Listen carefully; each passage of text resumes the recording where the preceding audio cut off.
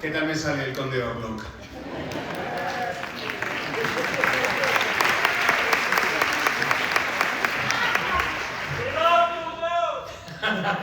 Thank you. Ok, así que vamos a arrancar esta tarde de actividades del Celsius en el auditorio y nuevamente volvemos a tener con nosotros un regalo como es la presencia de Joe. Ayer nos centramos en su charla en lo narrativo, en lo literario, en el cómic, y ahora nos vamos a pasar más un poquito al audiovisual, ¿no? Televisión, cine, un poco hablar sobre eso. Claro, lo normal sería, porque va a poder contarnos muchas anécdotas. Él no tiene ningún problema, es muy generoso en este tipo de conversaciones. Hablar de cómo fue visitar algunos sets de rodaje, películas que estuvieron a punto de hacer si no se hicieron. Lo típico, que por supuesto hablaremos y abriremos turno de preguntas, hoy toca cine, ya os decimos. Pero claro, yo lo primero que quiero hablar con él de cine, quiero que nos cuente de su incipiente carrera como actor, cuando debutó como un niño prodigio en Creepshow. Yes, yeah. ¿Y qué pasó?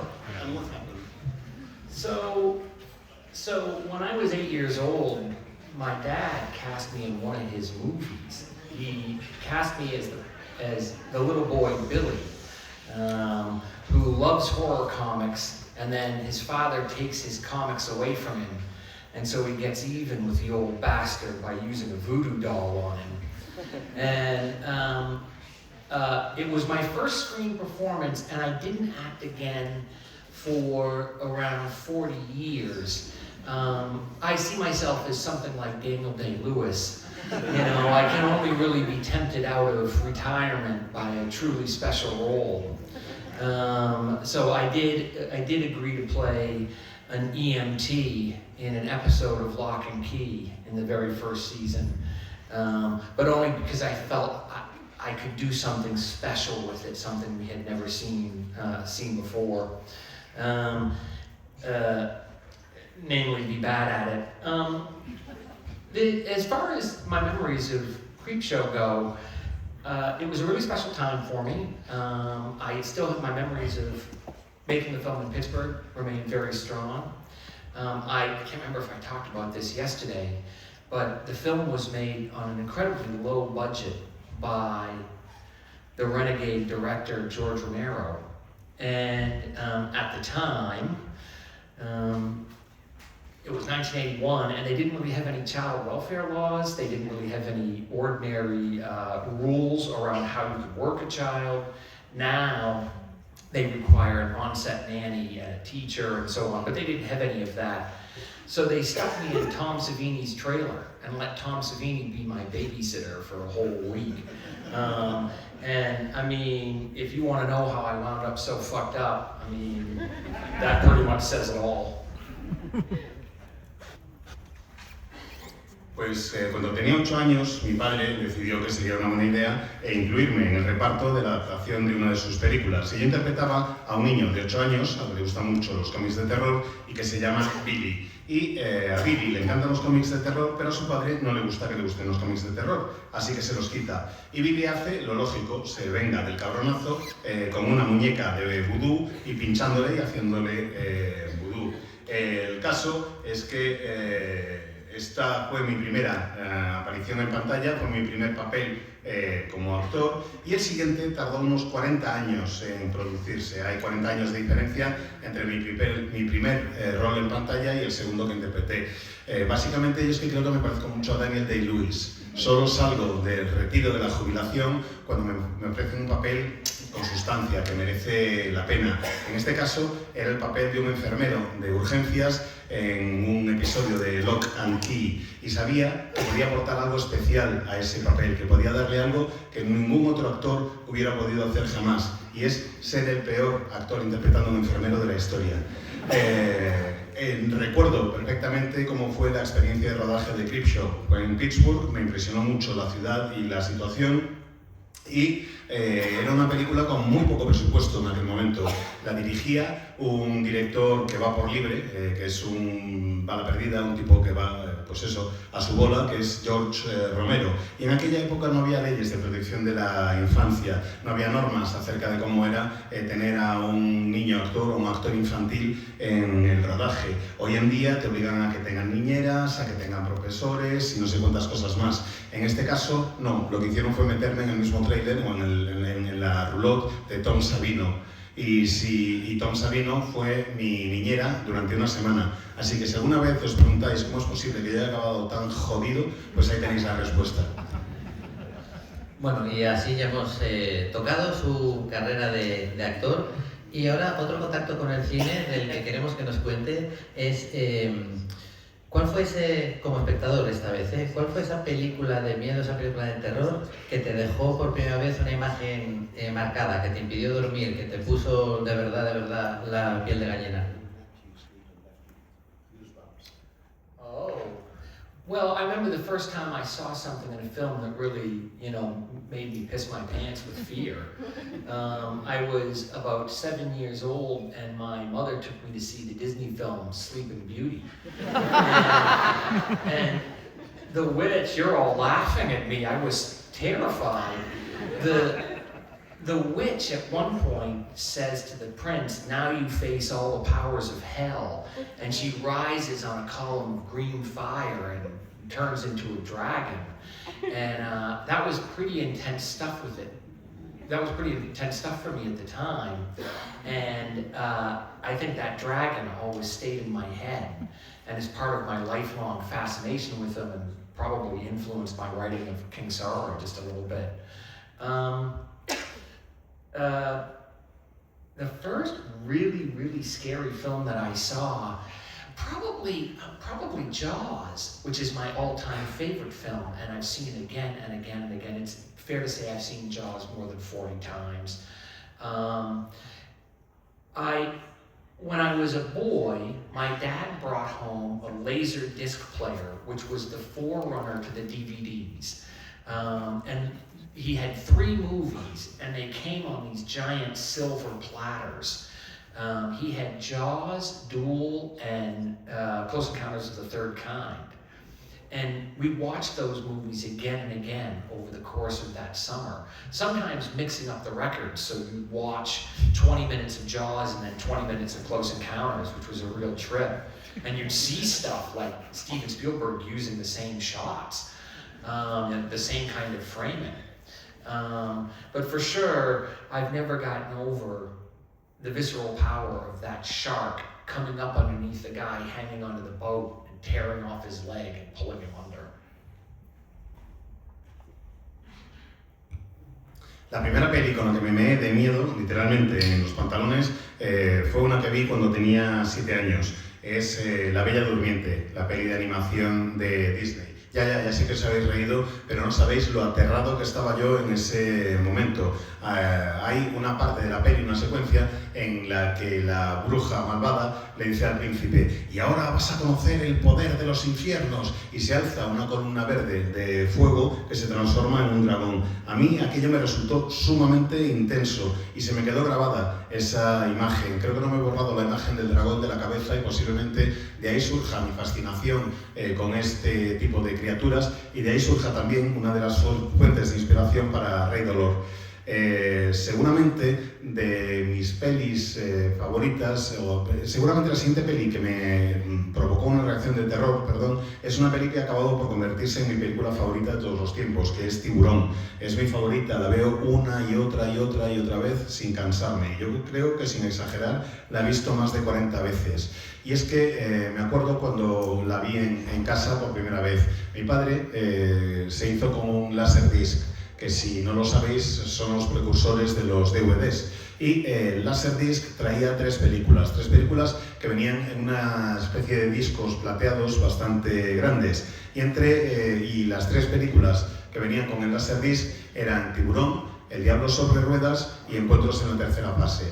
y veíamos esas pelis durante el verano pues sin cansarnos. De hecho, como había que ir cambiando a veces los discos, los veíamos en tandas de 20 minutos. Veías 20 minutos, yo que sé, de Tiburón y luego otros 20 minutos de Encuentros de la tercera fase. Y te dabas cuenta de que Spielberg repetía planos y que usaba los mismos encuadres, que utilizaba en las distintas películas distintos encuadres. Pero yo creo que lo que nunca jamás superaré es el poder visceral que tiene esa escena del tiburón que sale de las aguas y le muerde la pierna al fulano que está ahí colgando y se la arranca. Eso me acompañará para siempre. If I could, I just add that, I think as an artist you want to be honest about the nature of life and humanity. But I do think that one consistent lie I tell in my fiction is I always want to present evil as something almost awesome. This giant, implacable force like the shark in Jaws, or the dragon rising on a column of flame in Sleeping Beauty. But actually, that's terrific for entertainment, for a story of horror and the supernatural. But in real life, most evil is pretty pathetic and banal and not very interesting and sad.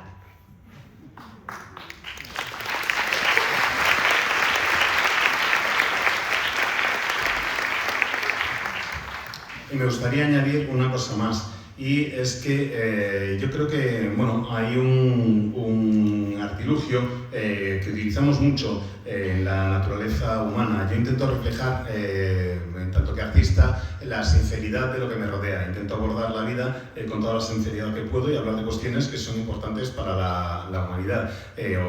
Como seres humanos, quiero decir.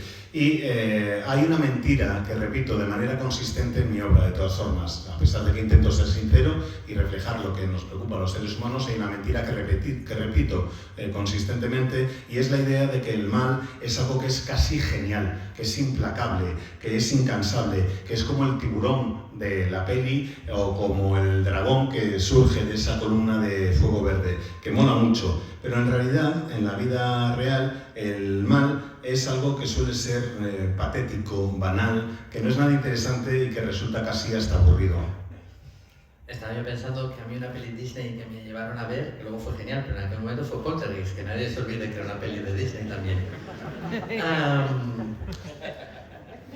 Ya sabemos, You Can Imagine. Ya sabemos también qué película le dejó una marca, por lo cual ya he estado sentado en el cine sintiendo la fascinación de que te cuenten una historia que, aunque sepas que en el fondo estás seguro, pues te incomode, te ponga nervioso. Pero ¿cómo recuerdas la primera vez, con independencia de que fuera un proyecto que no salió antes de Lock and Key, que alguien te compró los derechos de uno de tus cuentos o uno de tus libros y te dijeron que estaban interesados en adaptarlo? I've had a couple really interesting, I've had several things adapted for film and TV, but in the early days I had a couple things adapted that no one has really seen, that have mostly sort of existed off the radar. One of my early short stories was a story called Pop Art, about the friendship between a juvenile delinquent and an inflatable boy named Arthur Roth. Arthur is made of plastic and filled with air. He weighs about 12 ounces, and if he ever sat on a sharpened pencil, it would kill him. And that story appeared in my first collection, 20th Century Ghosts, and it inspired a young director to make a short film using using a puppet from the Jim Henson Factory. So some of Jim Henson's puppeteers created an inflatable Arthur Roth that they used for the film. It's a terrific little short film, and you can actually still track it down. I think that it's on iTunes or something, that you can download it from Apple. Really charming little 7-minute watch. And that happened pretty early in my career. It was kind of an unbelievable thing. It was very strange because my story takes place in America, and the adaptation takes place in England, so everyone's walking around in cricket uniforms. But other than that, it was a very faithful and sweet adaptation. Later, someone made a short movie out of another story from 20th Century Ghosts, Abraham's Boys, and they did it as a student film for USC in California, a college, college film project. It looked terrific. Had beautiful lighting and lots of moving camera, and had a real Spielberg feel to it.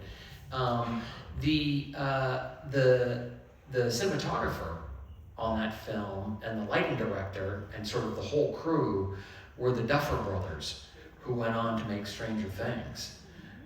So those were my two first brushes with adaptation, and they were very auspicious, really surprising little movies. But the short film made of Abraham's Boys I don't think has ever been publicly released except at a couple festivals.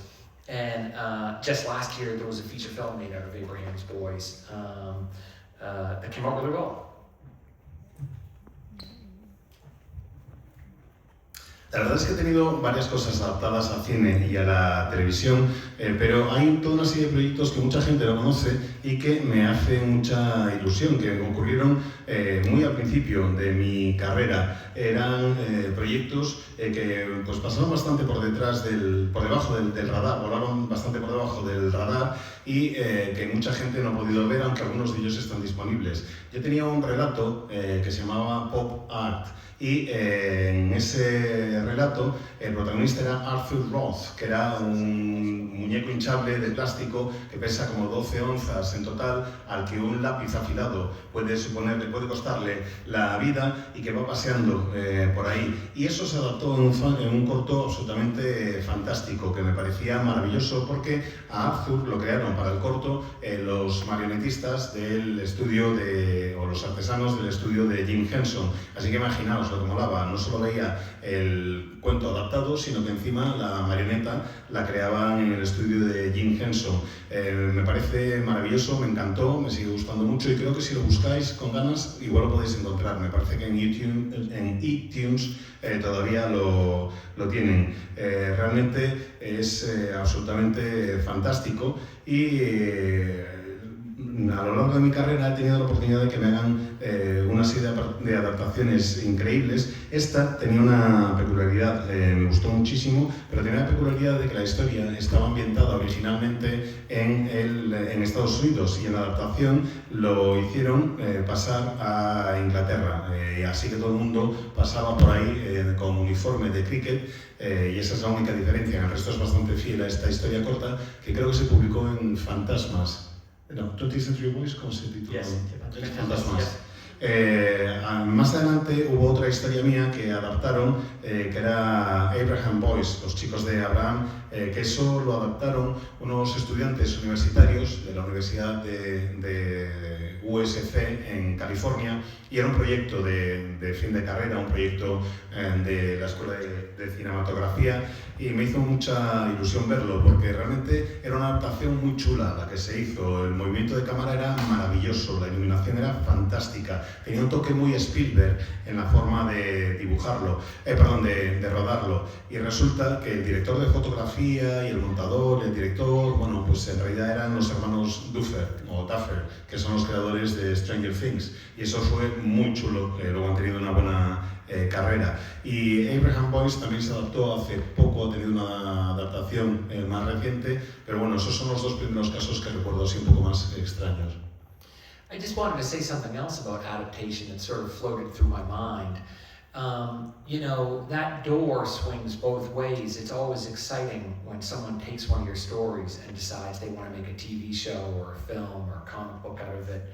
But when I wrote my first novel, Heart-Shaped Box, I sometimes imagined I was writing a novelization for a John Carpenter film that John Carpenter had never made.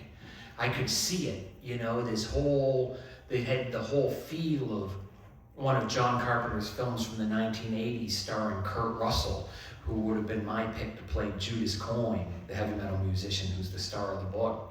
And at times when I was working on King Sorrow, I thought of it a little bit as a whole season of Game of Thrones, only somehow a season of Game of Thrones set in the modern day in our world. Sometimes people get excited by a story and they want to make a film, but it goes the other way. I've spent a lot of my life excited by films and TV shows, which have made me want to write books.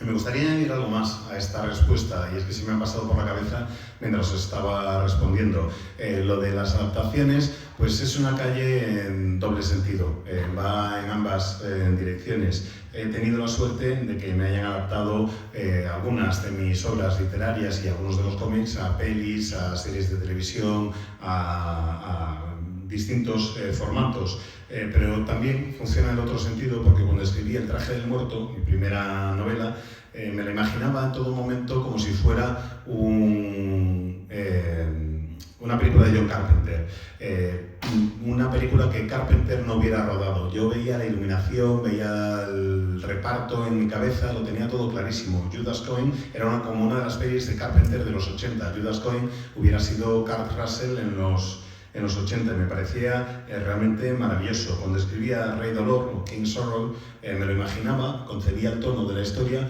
como un capítulo de Juego de Tronos, pero ambientado en el mundo actual, en la actualidad. Y a veces las historias que escribo acaban adquiriendo otra forma y se convierten en películas o en series de televisión, pero también ocurre justo lo contrario, que cosas que veo en películas o series de televisión me sirven de inspiración para mis historias. Cuando te recibes la noticia de que te van a hacer una adaptación, ahora que ya tienes la experiencia de que te han llevado Locan Key, Nosferatu en la televisión y pues en el cine ya tengas En la hierba alta, Cuernos, las dos pelis de Black Phone, la nueva versión de Abraham Boyce, ¿qué te hace sentir más inseguro de cuál va a ser el resultado? ¿Cine o televisión?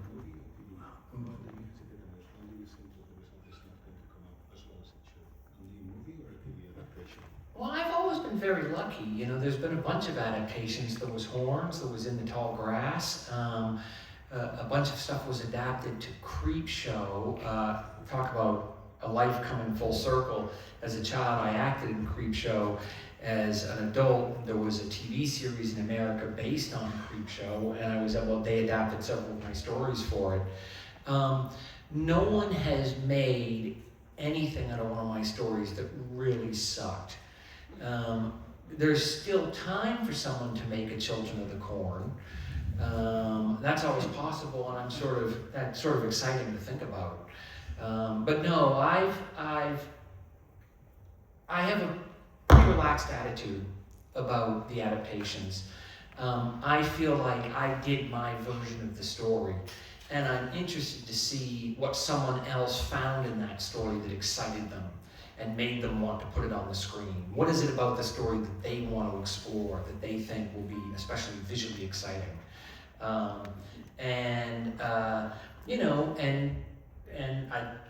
With something like Nosferatu or Lock and Key, they were big epic stories. It made sense to adapt them to a longer format, a few seasons of television. With something like, The Black Phone, that was a 30-page story, so it's hard to imagine how you'd adapt it into 2 or 3 seasons of TV, although there's probably a way, now that I think about it.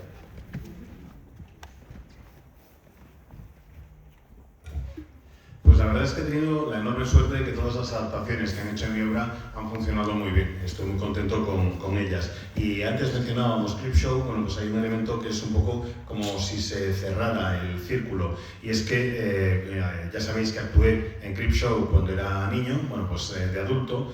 Resulta que hay una serie de televisión de Creepshow y en algunos de los capítulos han adaptado algunas de mis historias. Y he tenido, como digo, la suerte hasta ahora de que nadie ha hecho nada que sea realmente malísimo, que sea un pestiño de 3 pares de narices. Todavía no me ha llegado ni Hijos del Maíz. Puede llegar, pero es algo que espero con emoción y con anticipación y ganas. En cualquier caso,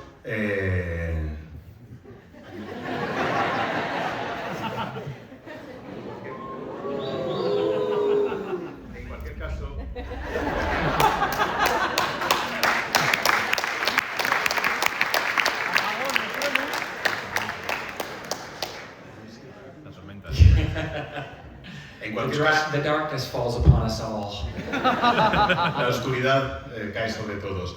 Como decía, en cualquier caso, mi actitud ante las adaptaciones es una actitud bastante relajada.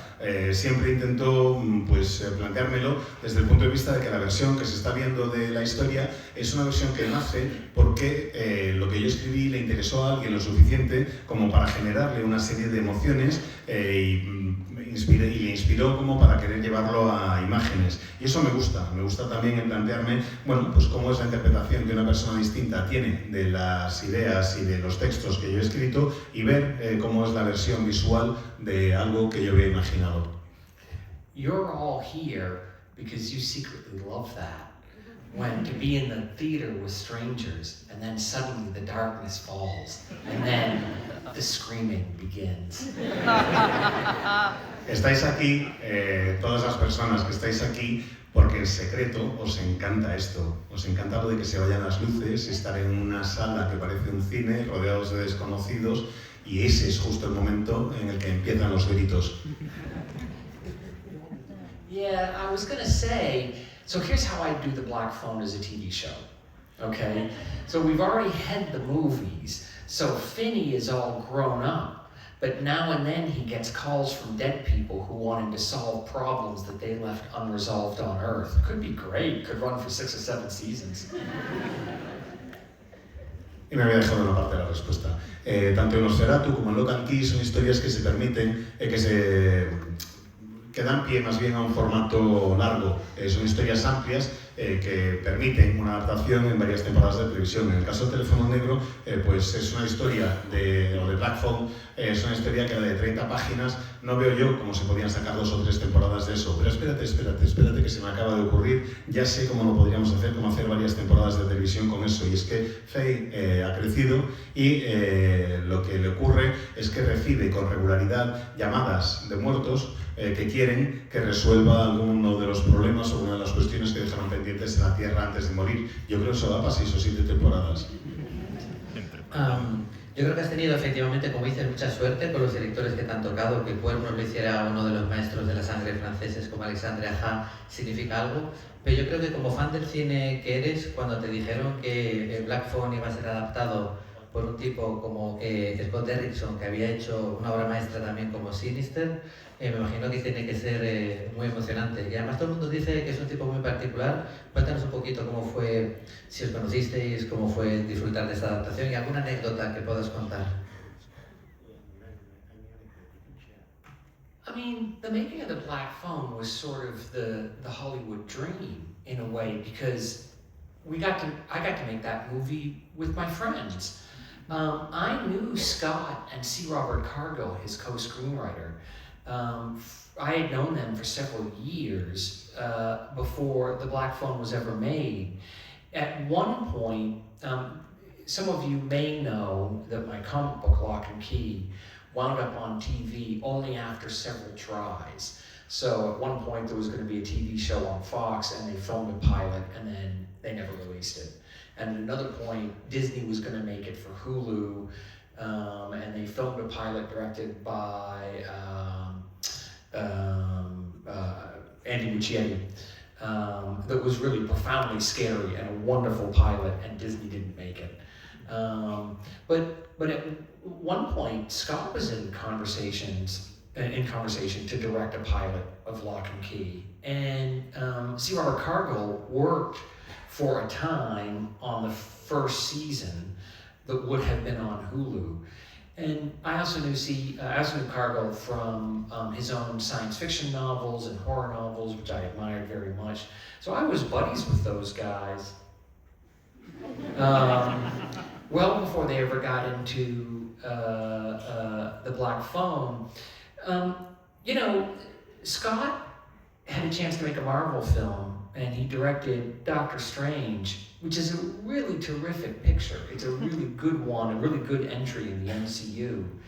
And then they wanted him to do the sequel, but he didn't like the script, and he asked for time to fix it, and they wouldn't give him the time to fix it. And he did an amazing thing. He said he walked away. He walked away from all the money and you know, the prestige that comes with being an established director working in the Marvel system. and he decided he wanted to go back to Blumhouse and make another low-budget shocker like Sinister. And he had loved The Black Phone since he read it in 2007, and optioned the rights with C. Robert Cargill. We all talked about the script together, and they produced a wonderful script, and you know, the film got made. So Marvel's loss was my tremendous gain. And you know, I love that picture and I love the sequel.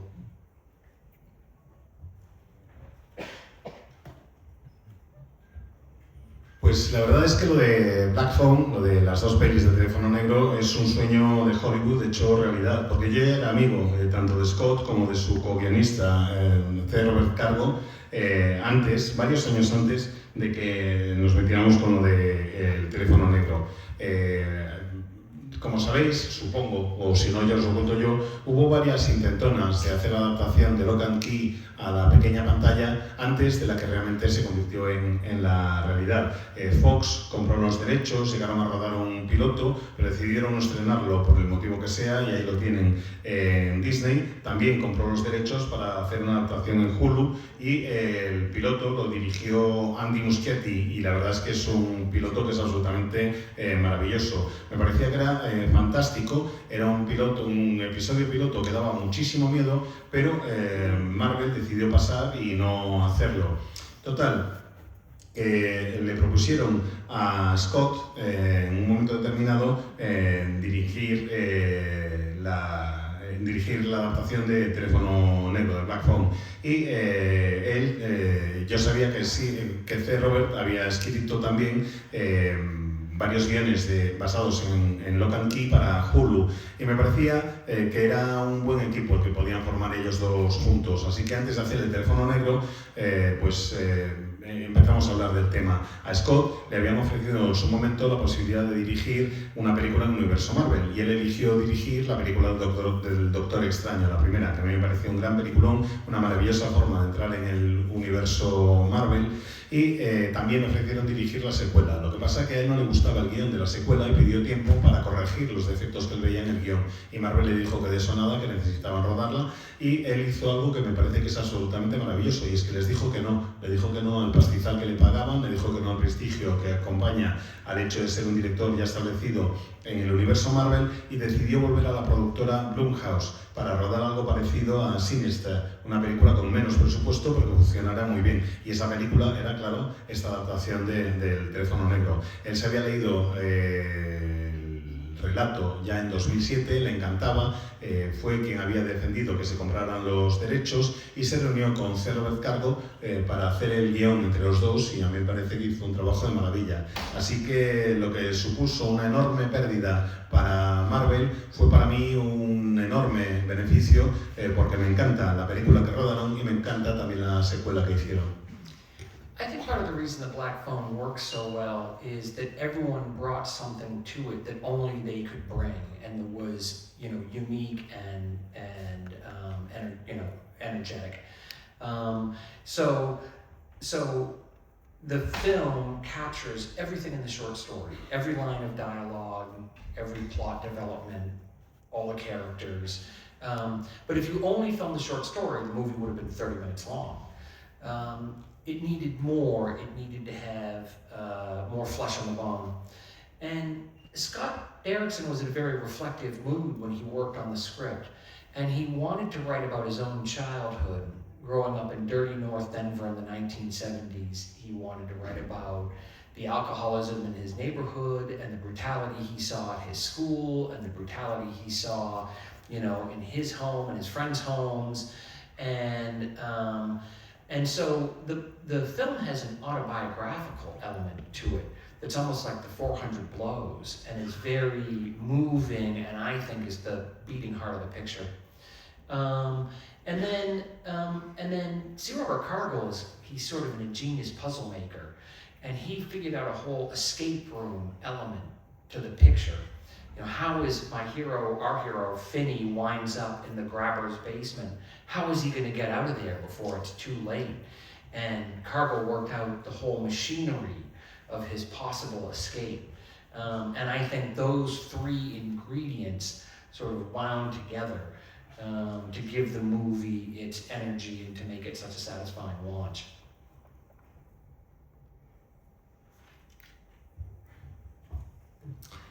En el caso además de esta adaptación de The Black Phone, creo que todos los que participaron en la película aportaban algo que solo podían aportar ellos, aportaban algo que era absolutamente único, un tipo de energía que solo esa persona podía llevar. Creo que la película capta a la perfección lo que es el relato, de hecho tanto es así que se incluyen absolutamente todos los diálogos que yo escribí para la historia corta, se incluyen como diálogos de la película. El argumento está reflejado por entero, los personajes, los giros de guión y demás son exactamente como yo escribí el relato, pero si se hubiera hecho una adaptación únicamente de lo que estaba en el relato no hubiera dado más que para unos 30 minutos, para una media hora. Hacía falta algo más, hacía falta algo de chicha que poder ponerle a ese esqueleto, y Scott tenía muy claro, estaba en un modo bastante reflexivo mientras estábamos preparando la película y estaba pensando mucho en cómo había sido su infancia y quería reflejar el tipo de barrio en el que él había crecido en los años 70, un barrio donde había un alcoholismo rampante, un barrio donde había bastante brutalidad, tanto en su casa, por ejemplo, como en casa de algunos de sus amigos, y quiso añadir ese elemento. Es un poco el mismo espíritu de la película de los 400 golpes. Yo creo que ese es el corazón realmente de la película y es donde late el corazón de la película, y eso es algo que solo Scott podía aportar. C. Robert es un tipo que es una maravilla resolviendo enigmas y creándolos también. Así que hizo una especie de escape room para plantearse cómo podía acabar Finney en el sótano, allí encerrado, y cómo podía escapar antes de que todo se saliera de madre, antes de que las cosas se fueran al traste. Y yo creo que los tres ingredientes, las tres cosas que podíamos aportar nosotros tres, son los que hacen, se fueron entrelazando entre sí y son los que hacen de la película lo que es y son los que hicieron que la película tuviera tanto éxito ya desde su estreno. Ayer cuando hablábamos de Tiempos extraños, del relato Lluvia, hablamos de su adaptación al cómic y nos contó que este fue uno de esos proyectos que pasa mucho en Hollywood, que estuvo a punto, a nada, incluso había casting completo, director, todo, de ser una película y que finalmente no fue. Esto pasa con mucha frecuencia. Seguramente habría una biblioteca más grande de películas que casi fueron que de las que realmente fueron, ¿no? Me gustaría que nos contara alguna otra producción en la que, relacionada con su obra, juguemos a un what if, que estuvo a punto de hacerse y no se hizo, pero que realmente estuvo casi. Well, I'm so sorry that Andy Muschietti's version of Lock and Key never went forward, because the pilot was so profoundly terrifying and so beautiful to look at and so well acted. But of course the reason it didn't go forward was because it was so profoundly terrifying. The comic book, which is an R-rated, story of horror, frequently puts children in peril. And Andy was willing to do that, and if you've seen Welcome to Derry or It Chapter 1, you know he's willing to go there. Disney was not. And so that's why the show never got made. But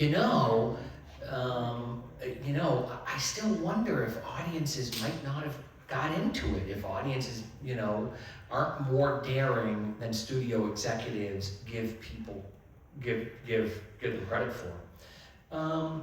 There have been a number of attempts to adapt Heart-Shaped Box, my first novel. At one point, the director Neil Jordan was attached and did a screenplay, and it seemed like that had a chance to move forward. Then there was a writer's strike, and he went back to Ireland, and the film sort of wilted on the vine. Since then, there have been at least half a dozen other scripts adapting the novel, apparently each so bad that the studio would never let me look at them. And I think at this point, there's so much money sunk into it that they've decided to give it up.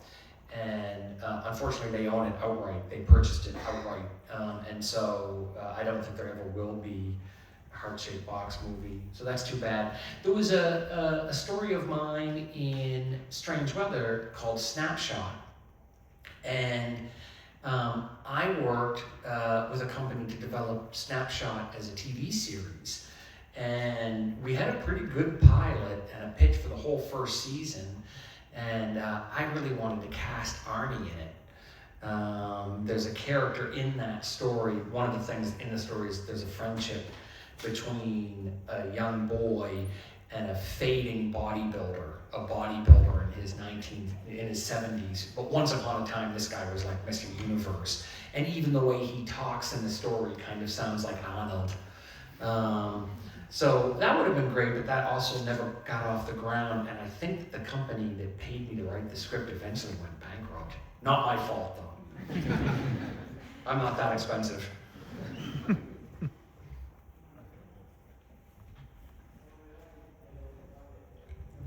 El capítulo piloto que rodó Andy Muschietti para la adaptación de Lock and Key era profundamente aterrador y tenía un reparto absolutamente maravilloso. Y es una pena que no se llegara a convertir en una serie. Claro que probablemente no se llegó a convertir en una serie precisamente por lo profundamente aterrador que es y porque, en los cómics, no sé si habéis leído la serie, pero no tengo ningún problema en poner en peligro a niños y a niñas, a personajes muy jóvenes. Y Andy tampoco tenía absolutamente ningún problema en hacer algo semejante, pero a Disney lo de poner a la infancia en peligro no le convencía tanto, así que probablemente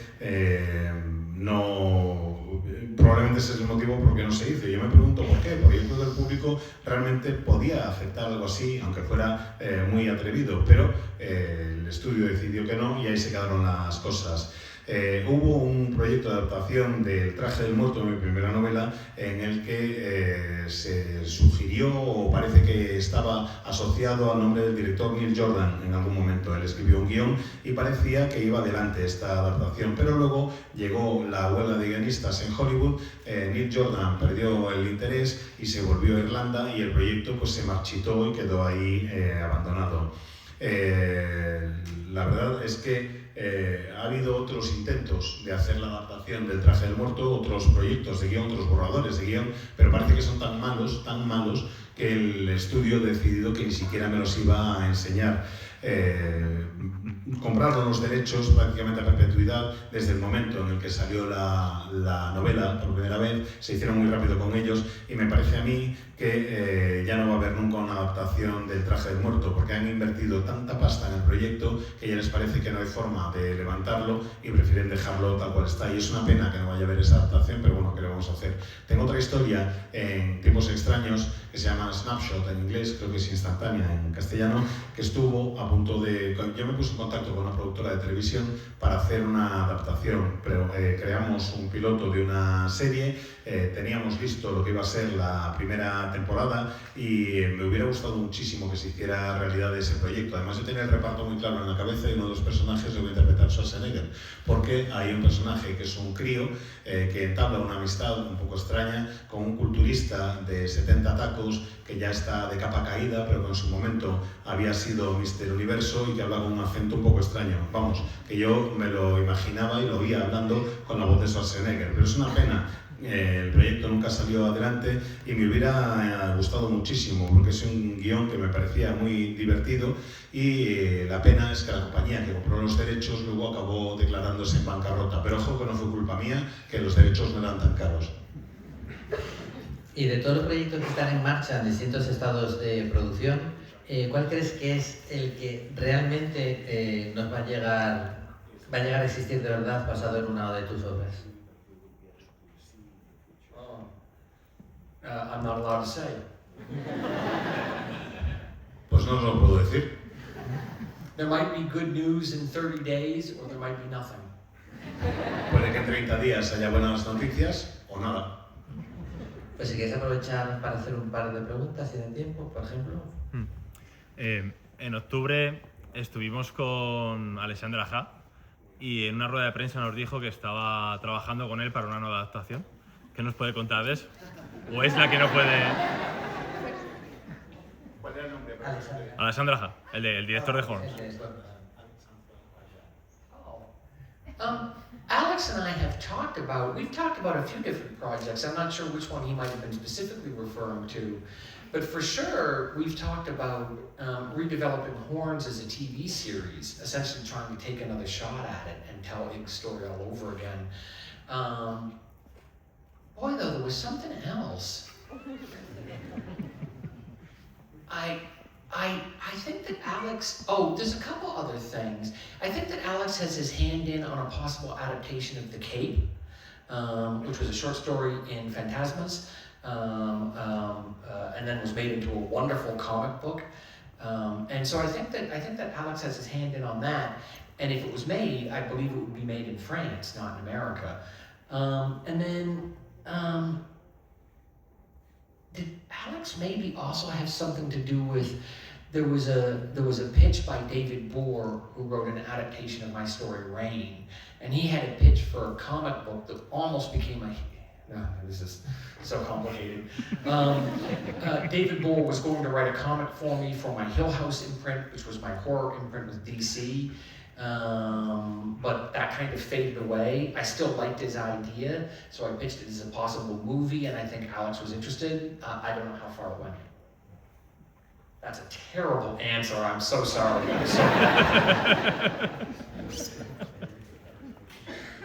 Well, we did talk about Horns as a possible TV series, right? Yeah.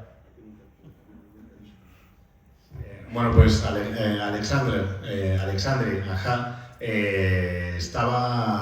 tiene algo que ver con una posible adaptación de Cuernos, pero a serie de televisión, no a película. Lo que pasa es que eso es un proyecto que está, pues ahí no sé exactamente en qué estado, me gustaría ver qué es lo que ocurre, pero está todavía sin desarrollar demasiado. Y creo que hay un par de cosas más en las que Alex también está involucrado. Entre ellas una posible adaptación de La Capa, de The Cape, que es un relato que aparece en Fantasmas, que a su vez luego dio pie a una serie de cómics que me parece absolutamente fantástica. Y si sale adelante esta adaptación de The Cape, de La Capa, bueno, pues realmente no sería en Estados Unidos, sino que sería en Francia, donde se haría. Creo que Alex también está trabajando en una propuesta, esto es un poco raro, pero bueno, a ver si lo explico bien.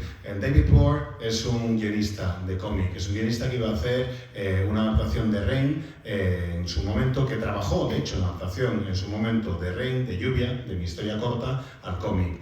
Me gustó su trabajo y entonces le pedí que hiciera una propuesta propia de guión para Hill House, que era el sello de cómics de terror que yo tenía con DC Comics. Ese sello de cómics de terror desapareció, pero a mí me gustaba la propuesta de David, así que le pedí que la reformulara y que la transformara en una propuesta para hacer una adaptación cinematográfica. Y en eso estamos, está ahí un poco en el aire. Es una respuesta un tanto farragosa, pero yo qué sé, se me va a faltar.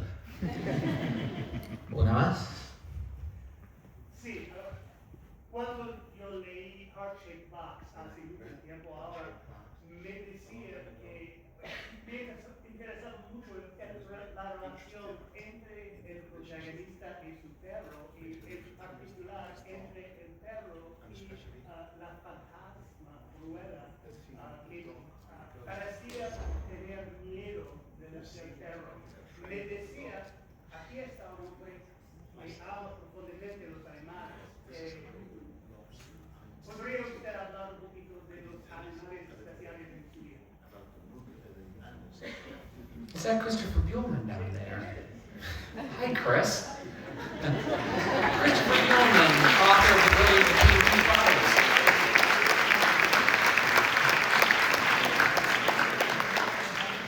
Quien ha hecho la pregunta es Christopher Buehlman.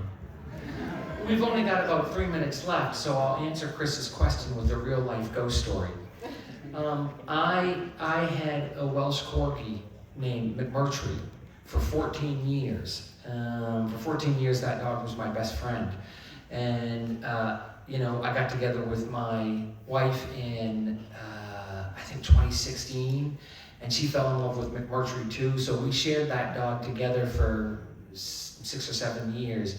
But he got old, as dogs do, and he got unwell, and eventually we had to say goodbye to him. And, it was sad. He was such a big part of our lives, and we always ended the day with him. He'd trot into the bedroom on his little paws, which would go click, click, click, click, click, click, click across the wooden floor, and then he'd flop down on my side of the bed with a great So anyway, he passed away, and about 4 months after he passed away, my wife and I were sitting in the bedroom, and we were having a conversation about something. And we fell silent for a moment. And then we heard click, click, click, click, click, click, click.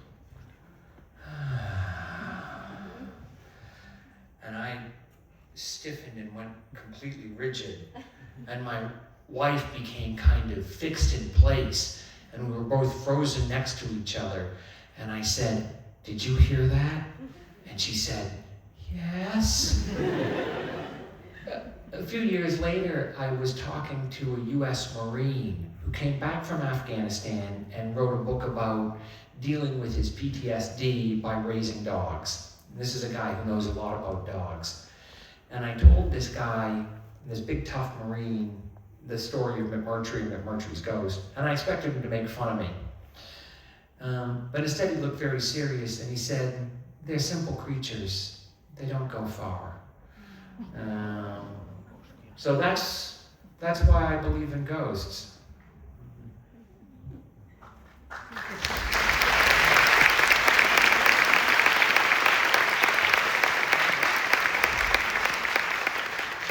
Voy a responder esta pregunta hablando de una historia de fantasmas. Durante 14 años compartí mi vida con un corgi galés que se llamaba McMurtry. Lo tuve 14 años y era un perro al que le tenía muchísimo cariño. Durante 14 años este perro fue mi mejor amigo. Me casé en 2016 y compartí este perro también con mi mujer durante unos 6 o 7 años, poco más o menos. Lo que pasa es que el perro envejeció, como le pasa a todos los perros, y el pobre animal ya no se encontraba demasiado bien y hubo un momento en que nos tuvimos que despedir de él y tuvimos que tratar de seguir adelante porque había sido una parte muy importante de nuestras vidas. Tanto es así que de hecho teníamos una especie de ritual diario que era cuando llegaba la hora de irnos a la cama y él entraba por la puerta e iba con sus patas sobre el parque haciendo clic, clic, clic, clic, clic, clic, hasta que llegaba, se tumbaba en un lado de la cama, se daba la vuelta y hacía y eso era cada día como acababa cada vez mi día. El caso es que después de que muriese habían pasado unos cuantos meses, estaba un día yo hablando con mi mujer en la cama y de repente estábamos charlando y hubo un momento en que se hizo el silencio y los dos oímos como un ruido que era el clic, clic, clic, clic, clic, clic y el perro que se tumbaba se daba la vuelta, algo que se tumbaba se daba la vuelta y hacía Yo me quedé embarado, me quedé totalmente absolutamente rígido en ese momento, me quedé, totalmente sin poder moverme. Mi mujer estaba absolutamente inmóvil también. Estábamos los dos como congelados en el tiempo. Y hubo un momento en el que ella me dijo, ¿has oído? Le dije yo a ella, perdón, ¿has oído eso? Y ella me dijo, sí. Años después pude hablar con un marín de Estados Unidos que había estado en Afganistán y que usaba a los perros a los que entrenaba para tratar con el síndrome del PTSD, que es el síndrome de combate, el síndrome traumático de combate que tienen muchos soldados. Y este marín, que era un tipo absolutamente duro, fantástico, rudo y tal, le conté la historia que me había pasado con el perro. Le dije, ¿tú crees que eso puede ser verdad? Y este tipo, que era tan serio, pensé que me iba a decir, no, de ninguna de las maneras. Y se me quedó medrando y me dijo, son criaturas simples, no les gusta irse muy lejos. Así que desde entonces eran fantasmas.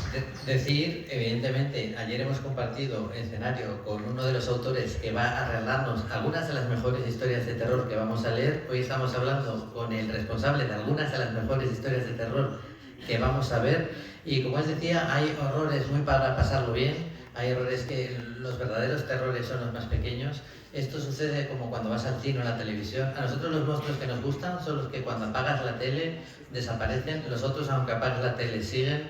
Pero los buenos son los primeros y existen gracias a gente como Joe Hill.